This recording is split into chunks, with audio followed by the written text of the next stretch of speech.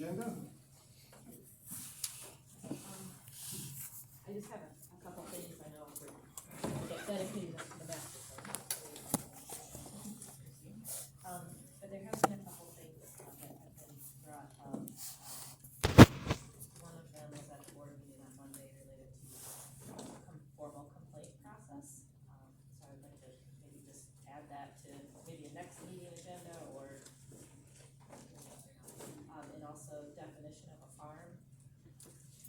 And then also potentially looking at our height that we just adjusted. So if we could maybe just put that on for next meeting to discuss. Height of, We changed to 18 feet and we've already gotten 2 variance requests for more than that. So I guess I at some point want to talk about maybe not go high enough. anything else to add? I just have one thing as far as, I gave the board an update, and so I want to do a quick update with you all too, so I add the chair update for 2022. With that being said, can I get a motion to approve the agenda? I'll make a motion to approve the meeting agenda. Those three. I'll second.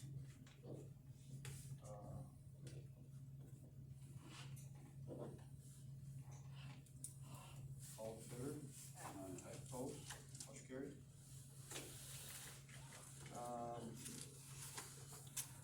January 11th meeting minutes. Those are sent to you all. Any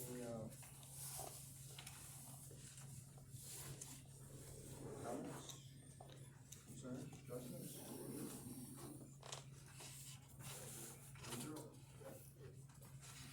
A motion to approve January 11th meetings minutes.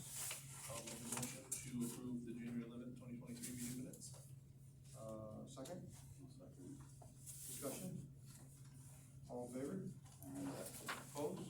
Motion carried. Public comments for agenda items. Ricky? I guess I would comment on the,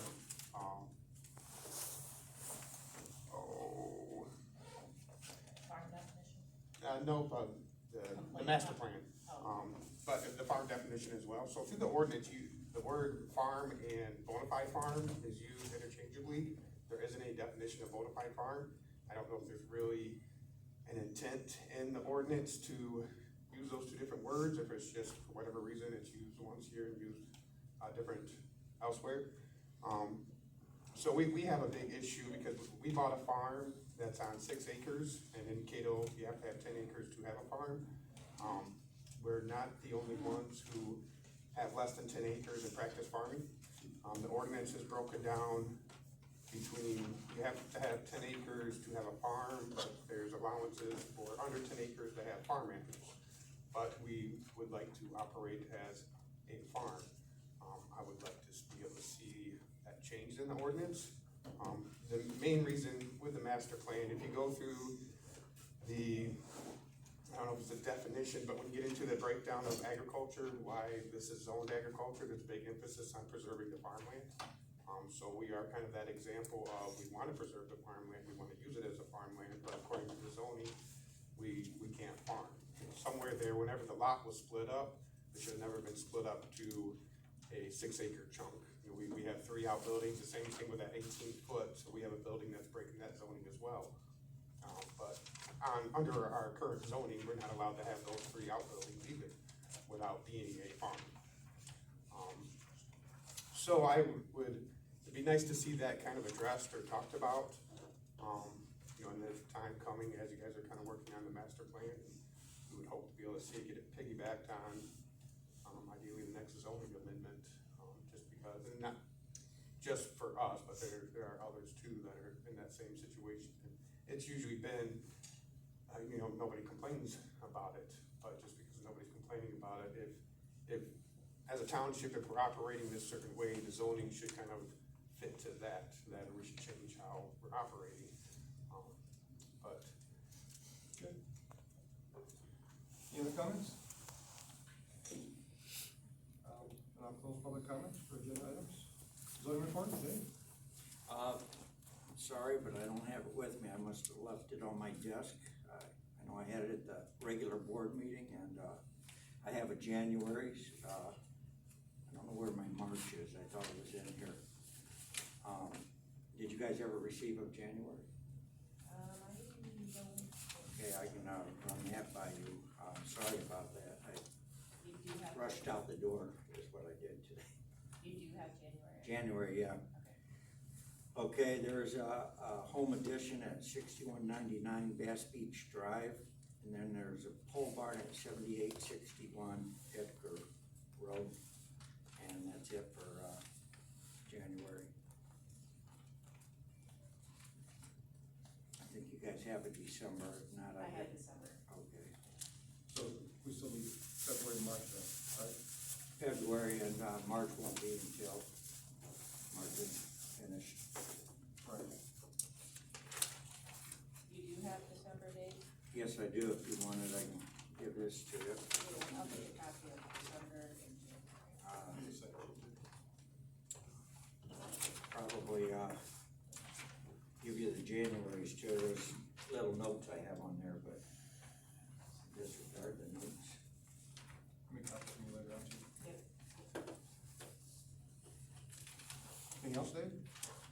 No, that's all. There's I did write a ticket out today, Friday. I'm going to, I requested a hearing for, I think it's 7106 Cutler Road. It's been an issue for the longest time with blight. I'm kind of working with the county and emailing back and forth with Mike, and he had got word that somebody was living in an accessory building, that same address. But then I just got a email from him yesterday saying that they went out and checked it out, and the guy's denying that he's living there. But I mean, you can't take him to court, because the magistrate would say, well, what's your proof? You know, I can't just go in there and accuse somebody of something. It's gotta be proof. And the guy shows up and says, I'm not living there.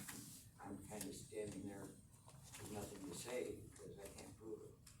So, usually, you know, So this is one that's been going on and on. out for quite a while. I did write a ticket out Friday. I'm gonna take it in and, file that with them, and there's another township, but, it's for the same guy. That's the third ticket I've issued.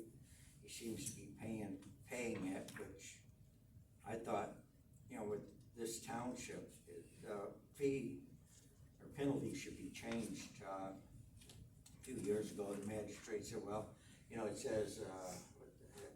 It says not over $500 for a penalty, so it leaves it open, and the courts don't like that. They'd rather be in writing, say like if it's over, the third ticket, $1,000 or something, but I just never brought it up until now. I think blight is something we're gonna have to address. I know we got a few big irons in the fire, but it seems to be coming up a lot. And, we have something in our ordinance. Do we need to revisit that? And, also the process, at the board meeting, the process for making a complaint. What we found out is that there isn't, a good process in place for whoever's making the complaint to fill out a form, document, you know, if they're making a complaint because of X, Y, and Z. It's just maybe verbal to Dave. And so, in our chapter 17, I think it does talk about enforcement of the zoning ordinance. So I think the board would like us to consider maybe beefing that up, the process, that Dave follows. I mean, he can only follow what is in our book. Yeah. Basically, like, concerning the steps for complaint, somebody either on the board or not on the board, just the public in general, complains about something, if we don't have it where it needs to be in writing with their name, their phone number and all, and that way it's not down the road, somebody might say they didn't complain about it, but then that issue there in Douglas Township, there was an issue, somebody falsified somebody's name and, put a phone number on there, I believe, and the person doesn't exist that complained. They just didn't want to be known that they complained. on, I don't know who it was, because, yeah. Okay. Anything else? Good? Board? Yeah, Randy's covered a lot of it, but, Randy's gonna make 2 books, one for Ben Stout, being on zoning board of appeals, and another extra. So if we get another, alternate, she'll have the book made. Jordan set up on the board on Randy, or Jordan said, let's make 5, and I said, no, let's only make 2, because when Danielle gets done, we'll have a new book. Or a new, master plan, we can make it updated, and then we're not duplicating what we're updating, so that'll get us by into 2 books, at least Ben has something to look at. He just wanted extras just to have them, so when they're, Well, Ben needs one now, cause I mean, he basically doesn't know what, he's in there. I mean, somebody calls him up, or he gets called to a meeting, it's an alternate. He doesn't know what to go by, cause he doesn't have a book to read, so to go by, so that's, like I said, if we get another alternate besides him, then we'd have 2 books ready.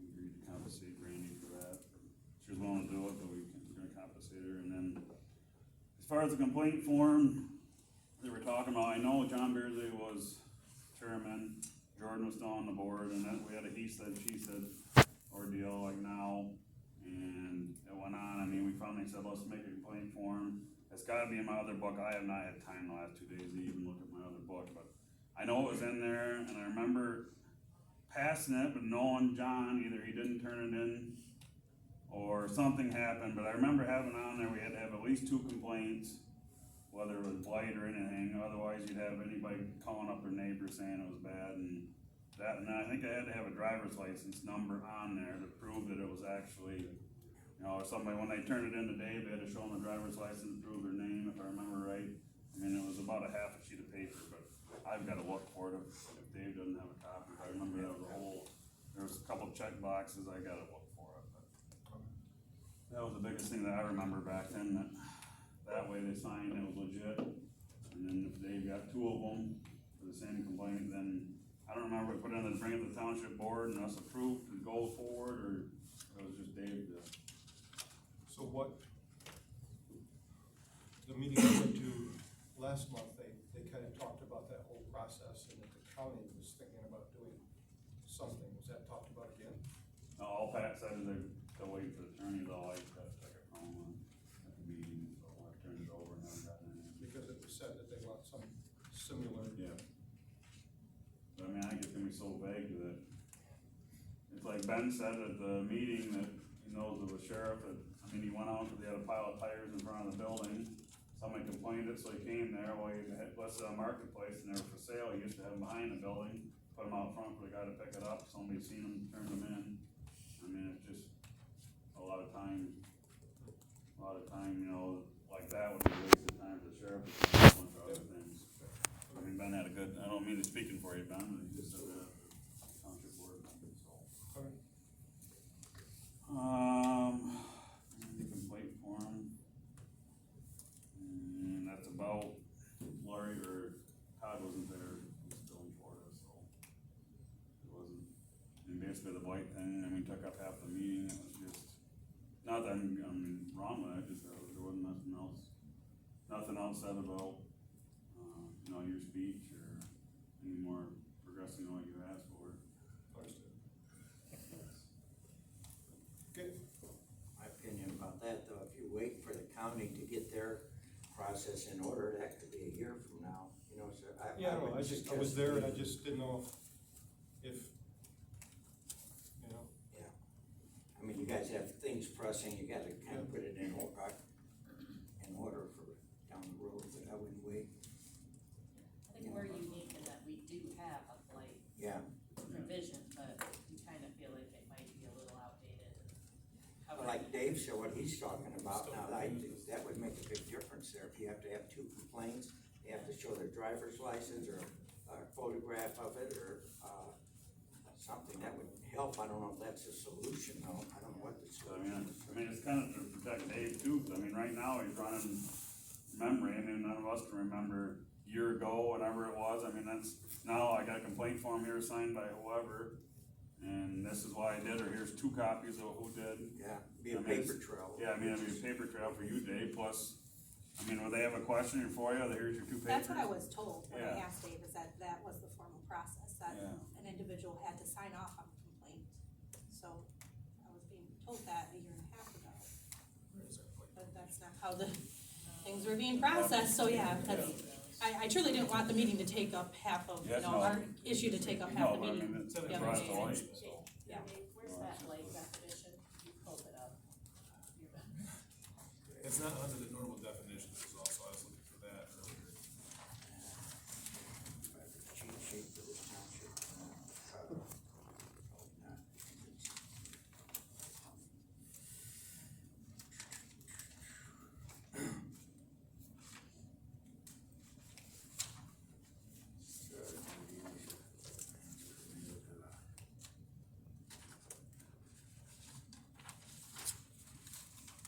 Almost positive it's in the back, it's like I just gotta look at a couple of pages here first.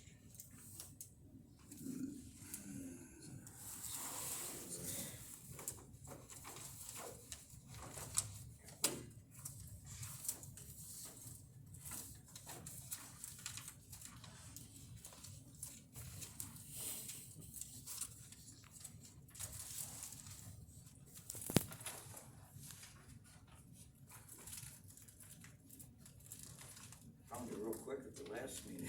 Yeah. It just, You want me to put you under the pressure? Yeah, let me ask. yeah, that makes it a lot worse. Oh, you're going to Yeah. Florida. When you find it. Wednesday. Oh, okay. Next Wednesday. Yeah, we do that. Oh, I thought it was this one. It's on page 136 is the penalty. 136, yeah. You know, I'm still not seeing the word right. Oh, Right. There's Yeah. a page and a half back when I. Yeah, that's all. It's not in their definitions. Dave read it off, I mean, it's pretty vague, it's just, Okay, anything else? Then, Dave, you good? yeah, but. Old business, solar ordinance. You all received a copy of that. We're not gonna talk about it this meeting, but we'll talk about it next meeting. I will say the board did ask us to split the solar ordinance, residential and, I guess, commercial / industrial. I guess, because in our last meeting, we kind of talked about industrial, we kind of left it there, I believe. And I don't wanna say we have industrial or commercial, but, we gotta come to that conclusion in our next meeting, but, the board asked us to move quicker on residential, because apparently there's talk out there on that. And they would like us to have, split it and get residential done first, then go back to commercial and industrial. Am I saying that right? Yeah, I think just because like tax credits are being pushed for Yeah, residents. and I think we worked our way through all of, we worked our We way did. up to the commercial, so, Yep. Yeah. I mean, if that's what they would like. Yep. We'll want maybe Yeah. get closer to the public hearing stage Mhm. on that. So, be prepared for the next meeting to wrap up residential. So hopefully we can move forward on that and, before we go with that whole process, so. Anything else on solar? Next then is the, master. All right. Welcome. Thank you guys, thank you for, selecting our firm to move forward and work with you guys, and I'm excited to finally start collaborating on this. I also want to apologize for being a couple minutes late, I got stuck in traffic on 131, should have known better, driving past Rockford at 5 PM, but that's on me, so noted for next time. I also want to apologize because unbeknownst to me, my coworker had our projector and I didn't do that. But I think that it's okay because, majority of the stuff that I wanted to go over is included in the, packet of info that I sent over last week. And I do have a couple more, like demographic updates for you guys, that I have in the presentation, and I'm happy to send out to the group after the meeting if you'd like to have it for your records. Does everybody have a copy? Were you able to print this? I don't have it. Everybody has a copy? Okay. So basically, starting at the top, intros, my name is Danielle Bouchard. I'm a planner with McKenna. I've been with McKenna for several years now, 3 or 4 years. Prior to that, I have experience working for Ottawa County as a planner for at the county level, and then zoning administration on the east side of the state. I have been working with several communities kind of similar in nature to you guys that kind of lean a little bit more rural, but also have room and for growth and development and are interested in kind of joint planning efforts and conservation efforts and targeted growth and development and things like that. So that will kind of be the key elements that we discuss through this plan. Purpose and description of the project. The scope, as you guys may recall, I have included in this packet on page 6 under project schedule and milestones. So that basically is like a very high list of what the general project scope is for the remainder of this project. First step, of course, is the kickoff and existing land use analysis and demographic analysis, which we'll go through tonight. And then we'll kind of talk through the public engagement approach, and then basically what the next steps will kind of, the dominoes that will sort of fall after that once we hear from the community and our important taxpayers, and then we can kind of start to develop like the meat of the plan, so to speak. And then of course, the zoning plan and the implementation plan are going to be key elements of this plan that will also derive from the existing land use analysis, public engagement, and our or your institutional knowledge as the planning commission and our village council and township board and other officials that may be interested, and as well as the village individuals. And then of course we can talk through adoption and all of that, and state requirements and the public hearing or the public comment period, and all that good stuff that will need to occur as part of this process. The next page, on page 2, I have included a draft table of contents. So this is kind of where I sort of see the plan sort of going at this point. This is kind of the outline that I have put together that the plan will kind of include. So first, starting with executive summary, talking about key points of the plan, why we're doing this, what are the processes here, and what are some regional trends that we're seeing, and some best practices with regard to redevelopment ready communities and things like that. And also more broad planning trends that relate to best practices with regard to like AARP and building livable communities and aging in place and things like that. Then of course moving into the existing conditions analysis, which we'll talk through more in more detail today. It kind of lists what that chunk of the plan will sort of entail. Natural features, that'll be also an important piece when we're looking at future land uses. Planning for tomorrow, so that, like I mentioned, is going to be more of where we go into, what is the vision for the future of the township, public participation summary, goals and objectives, economic development, future land use plan, future land use designations, parks and recreation, trails, all that type of stuff will go into the future land use section there, our planning for tomorrow. I also included an idea for joint planning areas and initiatives as a chapter here as well, to kind of touch base and do a little bit more of a deeper dive onto what those future land uses may look like in those areas that are immediately surrounding the village. It is likely that your guys' development pressure is largely going to be concentrated around that area, and what that might look like, what the public infrastructure expansion opportunities or anything like that, and kind of suss that out a little bit further with conversations with the village and our direction that we receive from the community and important stakeholders and officials and what that looks like. And then of course the zoning plan, and then the 5-year action plan. So that action plan, essentially what that ends up looking like is, more often than not, a table that will say, here's the project, here's the goal that it relates to, here's who is the primary driver of this project, and here's kind of a description and how much of a priority is this project. So it'll say, let's say our goal is farmland preservation, and then it'll say, here's a description of a project, and then, how high is it on the priority list for the planning commission over the next 5, 10, 15 years, and then who's responsible, or I should say, who is the key leader or driver of that. Responsibility can seem a little daunting, so. Excuse me, I'm just getting over a cold a little bit. My daughter started daycare like 5 months ago, so that's been fun for us, experiencing that. So project schedule, well, actually, I'll go through the existing conditions review, and then we can go through project schedule and milestones in a little bit more detail, even though I just kind of went over them, but I'd like to talk a little bit more about what will happen when, and if we can sort of start brainstorming timeframes and dates and things like that.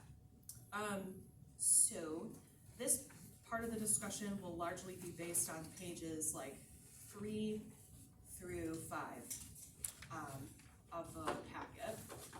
But like I said, I do have a little bit more information that was not included in your packet that I did analysis on earlier.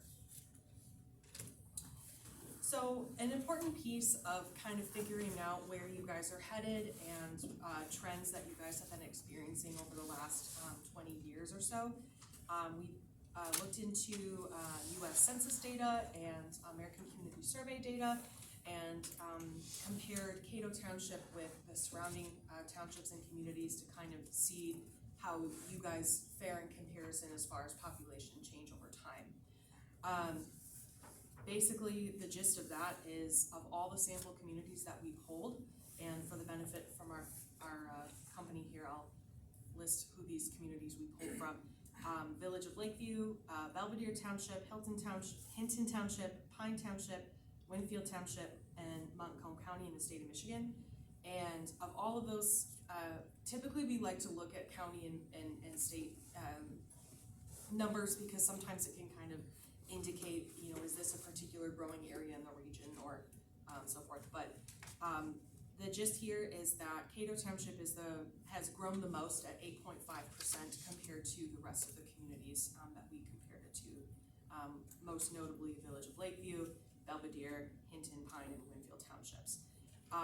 Basically what that tells us is that now's a great time to update the plan because there's been a lot of change and a lot of growth that you guys have experienced. Granted, when you look at the numbers, it's not a ton of people, from the year 2000 to 2020, which looks like it's about 70 or so. But point being is that even with a township that errs more on the rural side, that people coming in makes a difference, whether if it's 5 families, 10 families, 20 families, trends are showing that it'll just kind of keep escalating over time. For the age distribution, I note that the median age of the township is 40.6 years old. But something to note here is a lot of times what we do is kind of take age groups and sort of break them down into characteristics that these age groups typically fall into. So we have like our early childhood, school-aged, family forming, mature families, and retirement. And what we found throughout this analysis is that there's almost a near even split between school-aged, family forming, and mature families, which kind of lie between that 25 to 27% of the township. So it kind of goes like this. What's interesting about that is with a median age of 40.6 years old, the community tends to skew a little bit younger, and that can indicate needs for other types of amenities compared to a community that skews a little bit older. For example, school enrollment, or parks and recreation amenities, or youth and senior or youth programs or senior programs, housing opportunities, things like that. So what that tells me is that it's a community that people move into and they wanna stay here and they end up, and they likely are here for a long time when they move here. And that also can relate to, different types of infrastructure pressure when you do have a community that skews a little bit younger, i.e. broadband. Or I should say PG. For average household size, this is pretty consistent with the data for age distribution.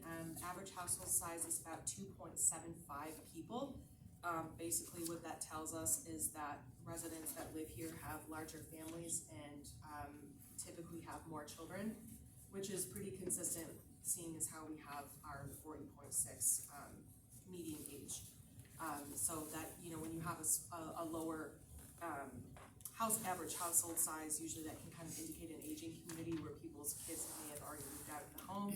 But this kind of tells us that we have younger families here that have kids that live in the home with parents, or that trends are kind of headed towards a little more multi-generational. So maybe you have, you know, a family of grandma, grandpa, or mom, dad, children, things like that. Aunts, uncles, whatever. So as far as the housing profile, there are, according to the census, 813 housing units. 582 of those units are owner occupied, 76 renter occupied, and about approximately 155 vacant units. The highest number of homes are approximately 24 to 33 years old. The second highest are approximately 53 to 44 years old, which I found kind of interesting that there was kind of a spike in like the late 90s to 2000s where homes were built, and then there was like a gap in the middle, and then there was a bunch of homes that were built in like the 70s and 60s and things like that. So that was kind of an interesting note that I found, and essentially how this could relate to our master plan, which is coincidentally related to the discussion you guys were just having, is homes that are aged 30 years and older tend to have a little bit more upkeep and maintenance that may be needed, and that can in turn perhaps turn into blight issues, or you know, vacancies, or you know, things like that. So just something to kind of, that we can talk through the process of, you know, maybe the master plan we want to address in our zoning plan, how to refine code enforcement procedures, or how to, if the township board is interested in looking